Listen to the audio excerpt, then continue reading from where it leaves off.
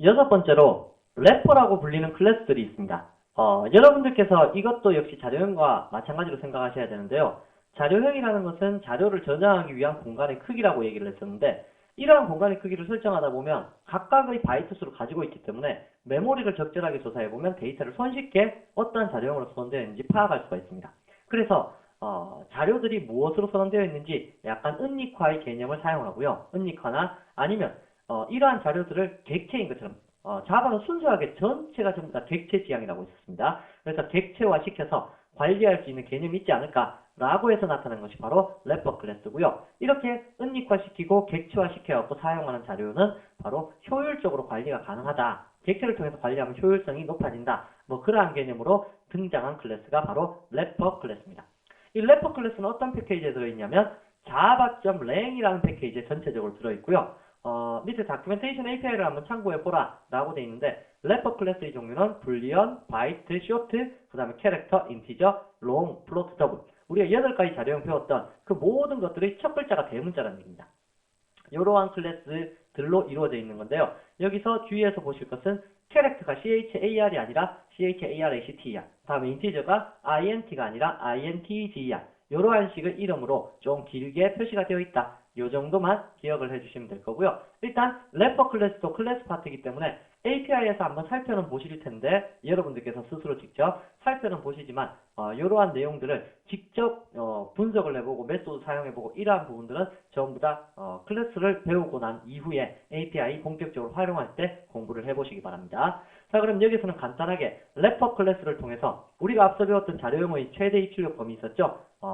최대 입출력 범위를 출력할 수 있도록 하겠습니다. 이러한 래퍼 클래스는 전부 다 몇 바이트냐면 선언을 하시게 되면 우리 아까 각각의 자료형별로 1바이트부터 8바이트까지 있었죠? 얘네들은 전부 다 주소만 기억하는 레퍼런스 변수이기 때문에 4바이트입니다.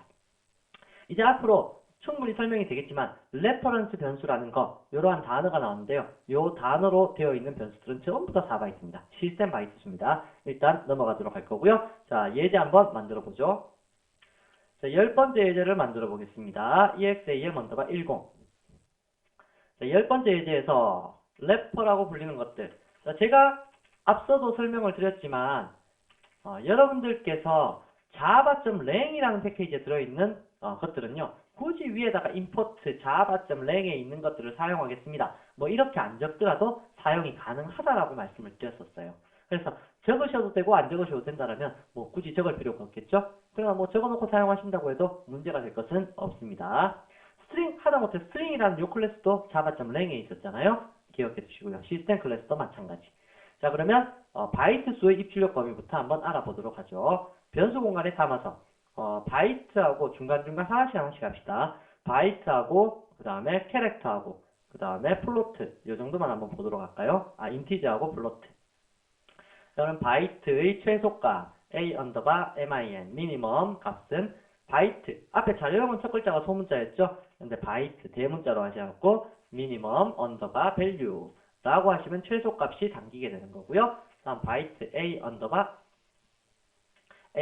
맥시멈 하시게 되면 바이트 점 맥시멈 언더바 밸류 라고 적으시게 되면 이렇게 최대값이 여기에 담깁니다. 다음에 그 다음으로 캐릭터 한번 해보자 그랬죠. 캐릭터 b 언더바 미니멈 값은 character 캐릭터 점 미니멈 언더바 밸류 이렇게 담으시면 될 거고요. 캐릭터 b 언더바 맥시멈은 character 캐릭터 점 maximum 언더바 value 이렇게 적으시면 될 겁니다. 다음 인티저 값도 한번 해보자고 했었죠. c 언더바 minimum 값은 intger 인티저 점 maximum minimum 언더바 value 인티저의 미니멈이 얼마라고요? 그렇죠. 마이너스 21억 4748만 3648이 미니멈 값이었다라는 거 기억나실 겁니다. 다음으로 플로트도 한번 해보자고 했었죠. 플로트 d 언더바 미니멈은 FLOH 플로트 점 미니멈 언더바 밸류 다음에 플로트 d 언더바 맥시멈은 플로트 점 맥시멈 언더바 밸류 라는 식으로 표시를 할 수가 있다는 얘기입니다. 자, 한번 출력해 봅시다. system.out.println 바이트는 어떻게 표시가 되냐면 a 언더바 미니멈 에서부터 a 언더바 맥시멈까지가 표시가 될 거고요. 다음에 system.out.println 캐릭터는 b 언더바 미니멈에서부터 다음에 b 언더바 맥시멈까지로 표시가 될 거고요. system.out.println 인티저 같은 경우는 c 언더바 미니멈에서부터 c 언더바 맥시멈까지.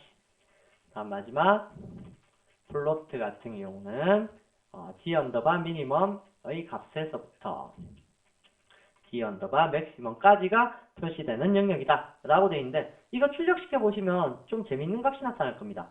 실행을 시켜 보시게 되면 다른 건 관계가 없는데요, 다른 건 정상적으로 잘 출력되었어요. 근데 캐릭터 같은 경우 여기 물음표가 딱 찍혔습니다.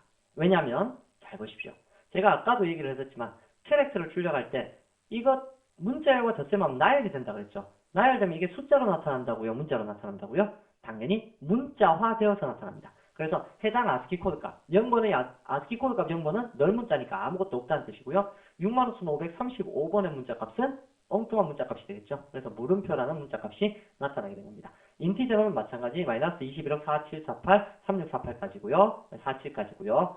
다음에 플로트의 출력 범위는 이렇게 지수 표시 방식으로 이렇게 표시가 되어 있다라는 거네요. 그렇더라면 캐릭터도 정상적인 숫자로 보고 싶다라고 하면 형변환 필요하다 그랬죠.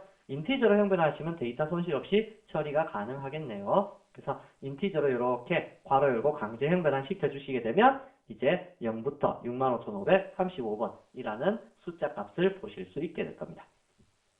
바로 이러한 부분이 래퍼라고 불리는 클래스들 이용하는 부분이라는 것 기억해 두시기 바랍니다.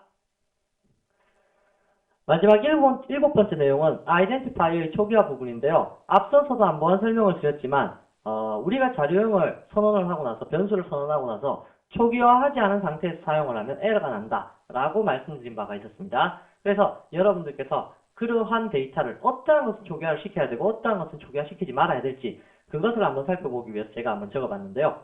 우선 데이터들은 지역 변수와 멤버 필드로 나눠질 수가 있습니다. 지역 변수와 멤버 필드의 영역에 대해서는 앞서 어떠한 구분, 데이터가 담을 수 있는, 클래스가 담을 수 있는 데이터 요래 갖고 한번 설명을 드린 바가 있었는데요. 그래서 다시 한번 보자면 자, 이 부분에서 예를 들어 클래스라는 영역이 있고요. 앞에 뭐 특정한 지정어 같은 부분에 대해서는 여러분들 신경 크게 안 쓰셔도 될 겁니다. 일단 개념만 설명하려는 거니까요. 자, 이 부분에 만약에 이렇게 전역적인 개념으로 인티저 x는 100이라는 값이 선언되어 있다라고 가정합시다. 이거 스태틱이라고 할게요. 이렇게 x라는 값이 선언되어 있다라고 가정을 하고요. 이쪽 메소드 내부, 이쪽이 메소드죠. 그래서 메소드 내부에다가 y라는 것을 하나 선언했다고 가정을 합시다. 이때 얘를 출력을 시켜보겠습니다. x는 하고 x를 한번 출력시켜봤고요. 그 다음에 y는 하고 y를 출력시켜봤습니다. 그런데 문제는 x는 지금 에러가 안 났죠. 빨간색 줄이 안 그어졌어요. 근데 y 같은 경우는 지금 빨간색 줄이 그어졌죠. 다시 말하면 얘는 반드시 초기화시켜야 된다는 얘기입니다. 여기에 마우스 대보시면 그 앞에서도 한번 읽어봤었지만 the local variable, 지역 변수 y는 may not have been initialized, 초기화되지 않았다. 이렇게 됩니다.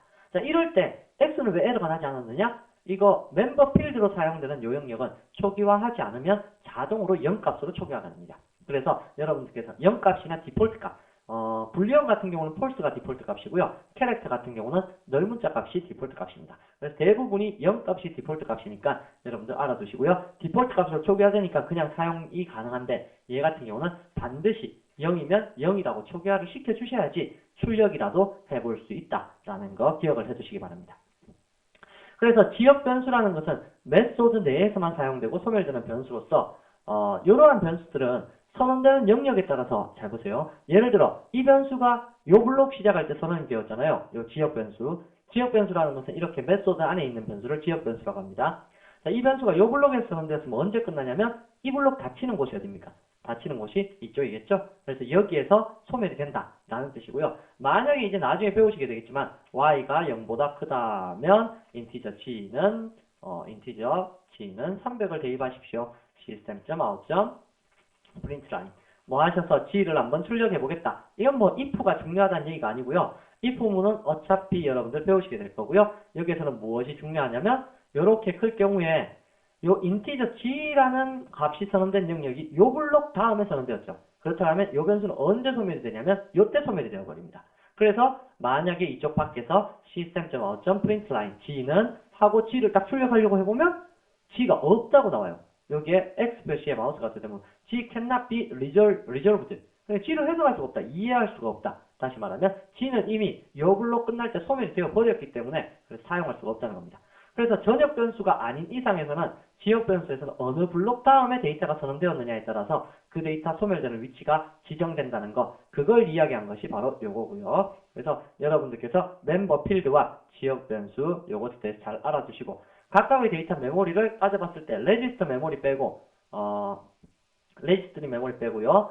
요 흰 영역의 데이터도 자동적으로 초기화가 됩니다. 그리고 여기 스태틱 영역의 데이터도 어떠한 상수값을 가지거나 상수값 가지지 않는 스태틱의 경우에도 자동적으로 초기화 되지만 이 부분만큼은 초기화가 되지 않아요. 이 부분은. 그래서 이 부분에 할당되는 것이 대부분 지역 변수들인데요. 이 런타임 스택 영역에 할당되는 데이터는 반드시 초기화를 시켜서 사용을 하셔야 된다라는 거. 초기화하지 않고 사용했을 때는 아까처럼 exception이 발생하게 된다. 실행 시에 에러가 발생하게 된다라는 거. 그리고 컴파일 시에 에러가 발생되는 부분들도 있습니다. 그러한 부분들 잘 체크해 두시기 바랍니다.